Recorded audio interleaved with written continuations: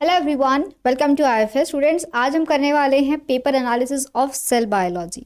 Cell biology एक आपका ऐसा यूनिट है जिसमें आपके सारे बेसिक्स होते हैं। ठीक है, एक तो हम बोलते हैं बायोकेमिस्ट्री जहाँ पे आप सारे बायोमोलिक्यूल्स को पढ़ते हो, और एक होता है आपका सेल बायोलॉजी जहाँ पे आप सारे ऑर्गेनल्स की बात करते हो। यहाँ से जो मोस्ट इंपॉर्टेंट टॉपिक है आप लोगों का, एक तो होता है सेल साइकिल, जिसमें से हर बार क्वेश्चंस पूछे जाते हैं। आप लोगों को कंपलसरी है सेल साइकिल से, माइटोसिस मियोसिस से क्वेश्चंस आने ही आने हैं आपके एग्जाम्स के अंदर में। ठीक है, फिर चाहे वो जेनेटिक्स के पॉइंट ऑफ व्यू से पूछा गया हो या फिर आप लोगों को सेल बायोलॉजी के पॉइंट ऑफ व्यू से पूछा गया हो। So first of all I will be telling you all कि हमने डिवीजन किस तरीके से किया है। तो एक तो हमने पहले बात हम करने वाले हैं अबाउट द सेल स्ट्रक्चर्स, जिसमें हम आर्किया है, प्रोकैरियोट्स, यूकैरियोट्स के वहाँ के क्वेश्चंस की बात करेंगे। Then about the membrane, membrane किस चीज़ से बना होता है, लिपिड्स, कार्बोहाइड्रेट्स, कोलेस्ट्रॉल, वो सारे मॉलिक्यूल्स की बात करें तो आपके मेम्ब्रेन से भी क्वेश्चंस अलग से पूछते हैं, fluid mosaic model and also. Then we have this membrane transport, जिसमें हम बात करते हैं about the active transport, the passive transport, symporters, उनकी बात की जाएगी। प्रोटीन सॉर्टिंग कहाँ होता है, गोल्जी में होता है। ईआर से बनता है, प्रोटीन जाता है गोल्जी में, वहां पे करता है, किया जाता है उसका सॉर्टिंग, वो आएगा। In cell organelles, all about the organelles, ER, Golgi, lysosomes, peroxisomes, chloroplast है, माइटोकॉन्ड्रिया है, कितने सारे ऑर्गेनल्स हैं उन सबको पढ़ते हैं हम। Then in case of genome organisation, यहाँ पे हम बात करते हैं कि जीनोम को किस तरीके से ऑर्गेनाइज किया जाता है। जो अलग अलग मॉडल्स होते हैं ना, nucleosome model, chromatosome model, solenoid model, वो सारे स्कैफोल्ड प्रोटीन, क्रोमोसोम, क्रोमैटिन, उनकी बात की जाती है। If I talk about the cell wall, तो सेल वॉल से भी क्वेश्चन पूछते हैं, बट बेसिक्स आते हैं, बहुत रेयरली पूछते हैं, बट कभी कभी पूछ सकते हैं। So they are will ask about the murein, pseudomurein, plants के सेल वॉल में क्या यूनिक पॉलीमर होता है, तो ऐसे क्वेश्चन मिलते हैं आपको। देन द साइटोस्केलेटन, हमारी बॉडी में यूकैरियोट्स, हमारे पास में होते हैं 3 टाइप के साइटोस्केलेटन्स होते हैं, एक्टिन्स है, माइक्रोफिलामेंट्स है, इंटरमीडिएट फिलामेंट्स है, ये सारी चीज़ें होती है। ये प्रोकैरियोट्स के पास में नहीं होते हैं। They have some alternative, FTSZ, MTSB alternatives रहते हैं, बट उनके पास में डायरेक्टली साइटोस्केलेटन्स प्रेजेंट नहीं रहते हैं। देन सेल साइकिल बहुत इंपॉर्टेंट है, रेगुलेशन पूछते हैं, बहुत सारे क्वेश्चंस पूछते हैं सेल साइकिल से, plus mitosis and meiosis. So let's have a look कि भाई कहाँ से कितने क्वेश्चंस आए थे। क्या आप शायद स्किप कर सकते हो, क्या आपको बिल्कुल स्किप नहीं करना है। Let's have a look at all those topics. शुरुआत करते हैं बच्चों फर्स्ट टॉपिक से, that is prokaryotic, archaea and eukaryotic cell structure. इसमें से क्वेश्चंस अब तक हमको देखने को नहीं मिले हैं, ज़्यादा रेयरली क्वेश्चंस पूछे गए हैं। तो सेल स्ट्रक्चर से क्वेश्चंस डायरेक्टली नहीं पूछते because they have many more topics to explore. तो सेल स्ट्रक्चर का मतलब है कि सिंपली कुछ पूछ लिया, हैबिटेट पूछ लिया, कुछ सेल्स के बारे में पूछ लिया कि भाई 60s राइबोसोम किस किस में होता है, तो आर्किया में और यूकैरियोट्स में होते हैं।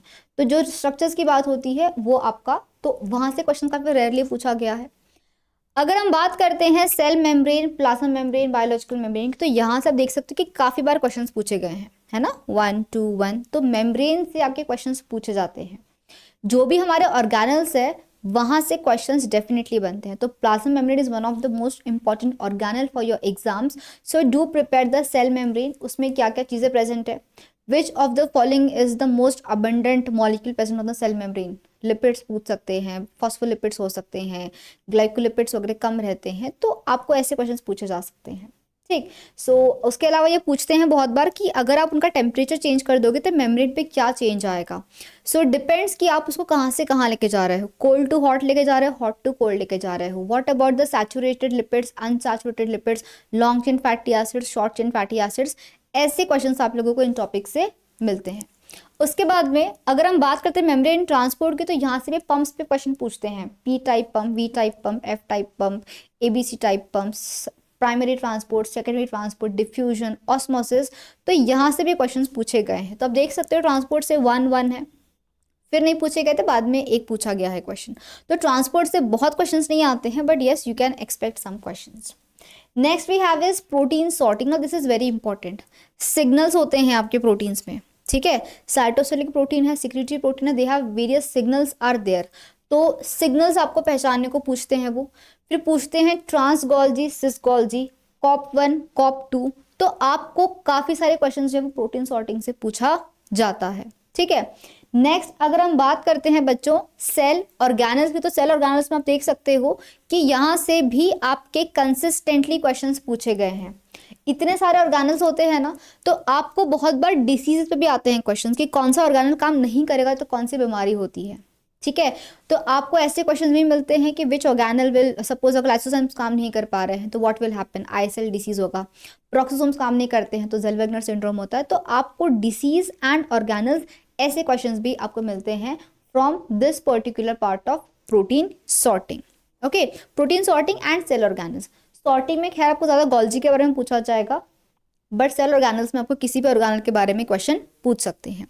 देन अगर हम बात करते हैं अबाउट द जीनोम ऑर्गेनाइजेशन, इसमें अगेन अब ये टॉपिक का काफ़ी हद तक सिमिलर है to the like mol bio topic, उसमें भी आपका आता है। तो जीनोम ऑर्गेनाइजेशन से हम देख सकते हैं कि यहाँ से क्वेश्चंस बहुत नहीं आए हैं। ठीक है, rarely they have asked some questions, बाद में 2 और 1 दिख रहा है, बट यहाँ से बहुत क्वेश्चंस नहीं आते हैं फ्रॉम दिस जीनोम ऑर्गेनाइजेशन। यहाँ पे आपको पूछ सकते हैं अबाउट दी प्रोटीन्स कि भाई कौन सा प्रोटीन वहाँ पे रहता है, किसके अराउंड घूम रहा है। हिस्टोन्स की वैरायटी पूछी जा सकती है, मोस्ट कंजर्व हिस्टोन कौन सा होता है, देन हिस्टोन के ऑक्टामर में कौन कौन से होते हैं, कितने टाइप्स ऑफ हिस्टोन्स होते हैं। तो ऐसे क्वेश्चन पूछ सकते हैं।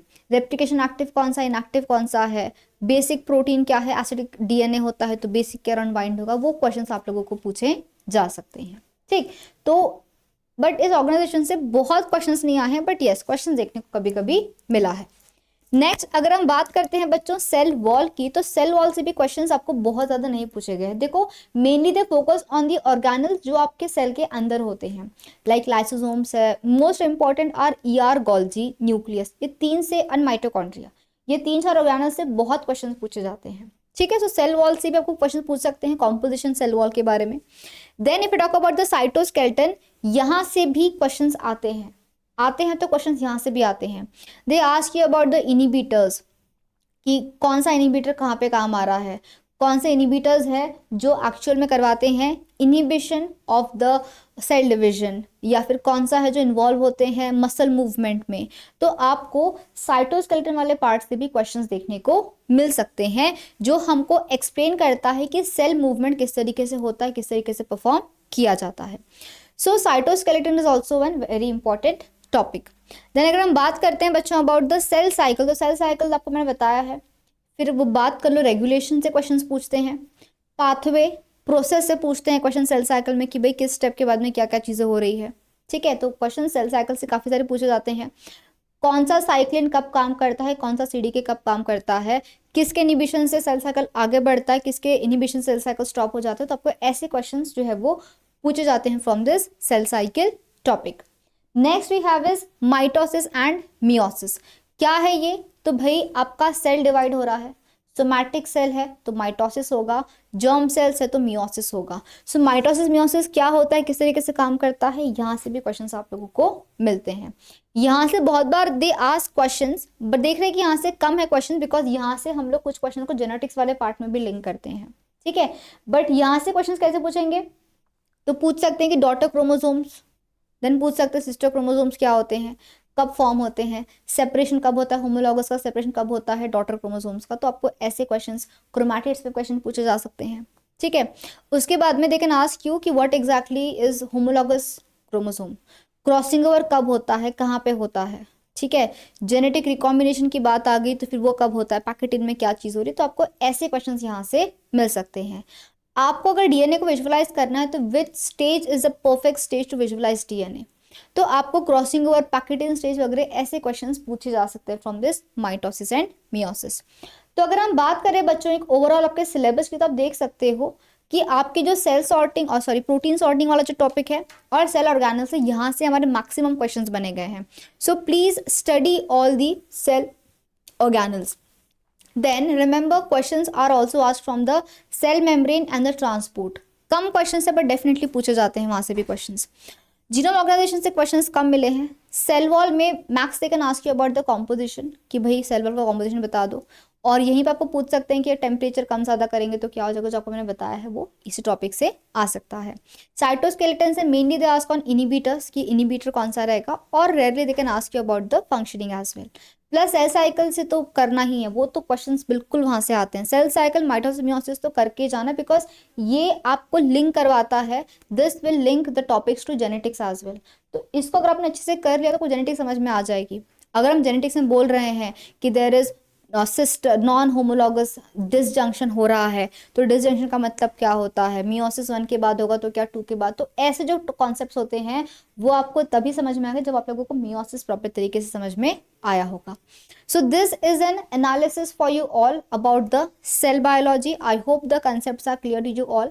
आपके कोई भी क्वेरी, कोई भी डाउट है अबाउट दिस, तो I am very happy to help you all. Please post in the comment box if you have any other query.